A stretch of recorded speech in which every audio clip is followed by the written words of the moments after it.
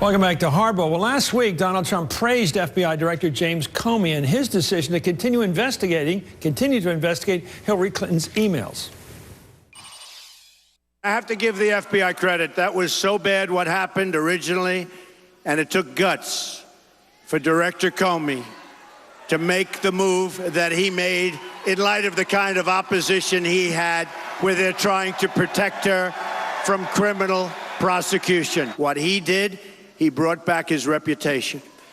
He brought it back. He's got to hang tough because there's a lot of people want him to do the wrong thing. But now that Director Comey has announced today that the FBI has concluded the review of Clinton's emails and has not changed its recommendation that she should not face criminal charges. Does he still, Trump, feel the same way about Comey that he did last week? Let's ask Trump's campaign manager, KELLYANNE Conway, who joins us now. KELLYANNE, your view of this topsy-turvy situation regarding the FBI director. When he made his announcements in July, the conservatives and the Trump people didn't like it at all. When he made the announcement 2 Fridays ago, the Democrats didn't like it one way or the other. Now the Democrats are elated. I don't know, they're popping the champagne bottles or whatever on the plane. They're thrilled with this exoneration of their candidate. What's your reaction? Then why in the world did they go so viciously, personally and professionally after Jim Comey and his reputation and his job performance when this was all announced? I mean, they basically spent all last week, Chris, for 9 straight days impugning the integrity of Jim Comey only because they didn't like his latest move. I think that's really unfortunate. Even the President of the United States got into the act, saying that we don't deal with innuendo, we don't deal with speculation, we don't, you shouldn't be interfering with an election. So do they think that this announcement 2 days before the polls close is, quote, interfering with an election? And so I think that they just were way out of bounds in the vicious attack on Jim Comey because they didn't like the result. And look, we think that the FBI investigation was mishandled from the beginning. That's pretty obvious because we just learned overnight that she asked her maid to print out information that was classified. This woman does not have a security clearance. It's not her fault. The woman was put in a bad position, but Hillary Clinton should know better. We know that she left materials out at a hotel in China. We know there were materials on whom front seat of the car. You know, the list goes on and on. So I don't think it changes what most people think about Hillary Clinton. Those who were defending her agreed with her that they had long ago made up their mind about the emails. But it also doesn't change the minds of lots of swing voters and independents who just aren't there, who just won't put her at 50% in any of these blue states where we now have them on the run. They're following our lead. We scrambled the whole map the last couple of days to week, and they're following us. It's not like they're saying, you know, we won't go to Michigan tonight because of what Comey said. They're in Michigan because we're in Michigan. Here's Donald Trump. The FBI would have never reopened the case at this time unless it were an egregious criminal offense. This is the biggest scandal since Watergate. Does that still hold what he said, those words? Biggest scandal since Watergate, an egregious offense, when it turns out that all they did was decide to look at these emails. They didn't decide it was an egregious offense. They just decided to look at the emails. But your candidate said it was an egregious offense, worse than Watergate, based upon the fact that the FBI began to look at these subsequent emails. Is he still saying that? He hasn't said that in a while, but more to the point on the egregious criminal offense piece, many people said that, Chris. Many people many people left, right, and center said there must be something big there for him to reopen it or continue it, however the verbiage is, this close to an election.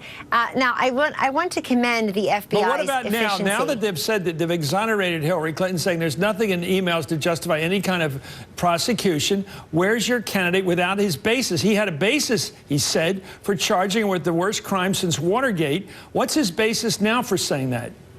He didn't say that tonight, but let me just remind you. No, he said this is the biggest scandal since Watergate. Donald Trump said that. He did at the time, but look, what do you mean? This doesn't change anything. Chris, if you want me to answer, let me know. I'm asking you the question. Anything. Does he still believe? Does he still believe that she's committed a crime worse than Watergate? He said that one time, but the fact remains. The facts remain that what she did, what Jim Comey said she did on July 12th under oath to that committee in front of Chairman Gowdy, nothing changes. I totally agree with Jim Comey today that nothing changes from the original conclusion. And let's review.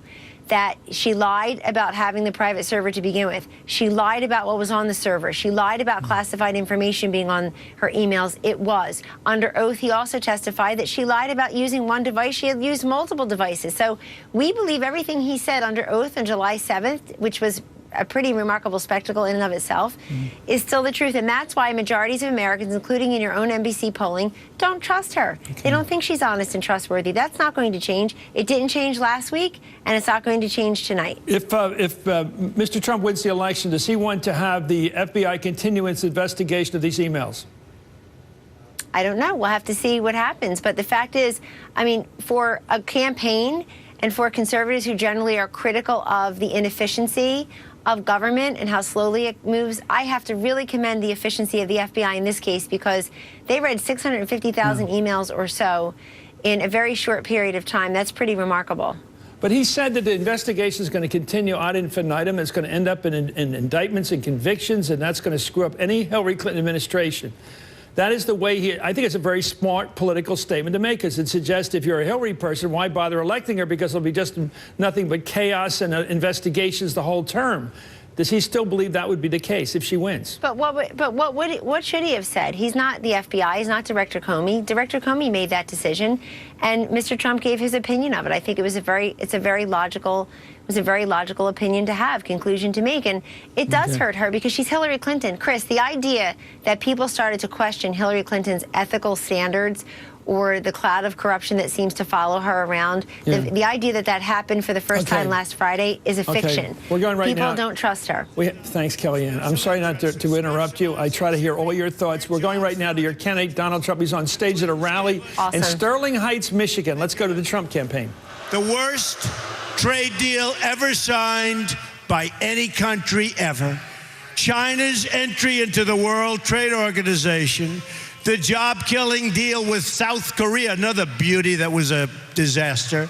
And Hillary now wants the Trans-Pacific Partnership. She calls it the gold standard.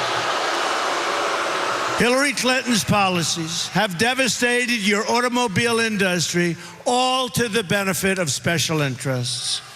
We will put a stop to all of that on November 8th. Get out and vote, Michigan. You know, I don't know if you've been seeing what's happening over the last week or so, but they are going wild. The very dishonest media, the world's most dishonest people. Today I was watching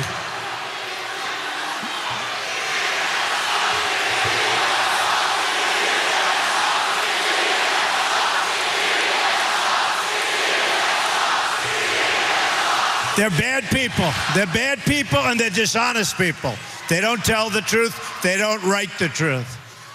But I will say this, so I was watching the polls. We're leading in Ohio. We're leading in Iowa.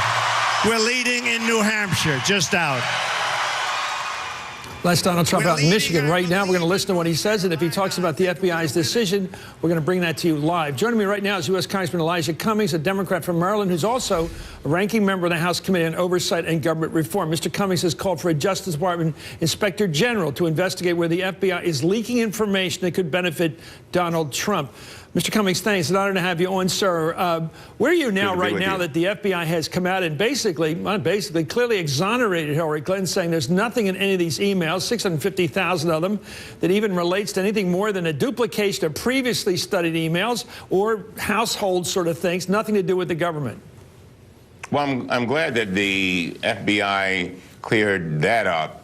But I must say, Chris, it is very alarming that the Director Comey even put out that letter 9 days ago. And I think that it was very vague.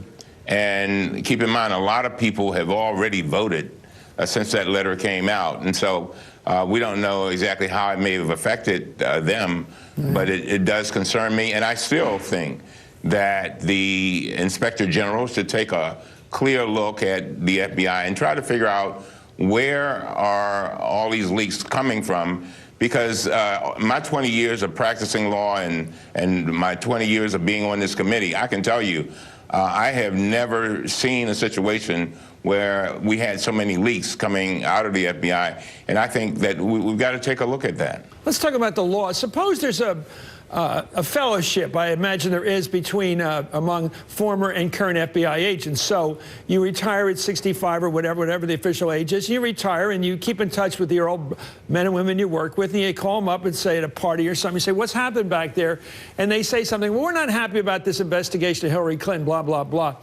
And just in general terms, say they're steamed up. Is that a criminal violation, or is that just it's a shop talk? I don't think that's a criminal violation, but it is not the way they are supposed to proceed. I mean, let's look at what Mayor Giuliani did.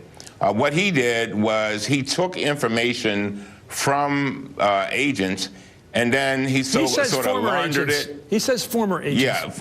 Yeah. I said he took information from former agents that he said they had been taken from current agents. Well, and then he puts that information out. Now, I know he's denied things, he's walked it back. But the thing is that what he did was basically launder the information from the current agents, and that's just not the procedure. I've talked to 5 or 6 people in the Justice Department type and FBI type over the last day or so, and they told me that just doesn't work that way, and he shouldn't have done that. How would you track it? You know, tracking a leak is difficult. There's leaks on Capitol Hill all the time from staff people or members. How do you track a leak that's so amorphous?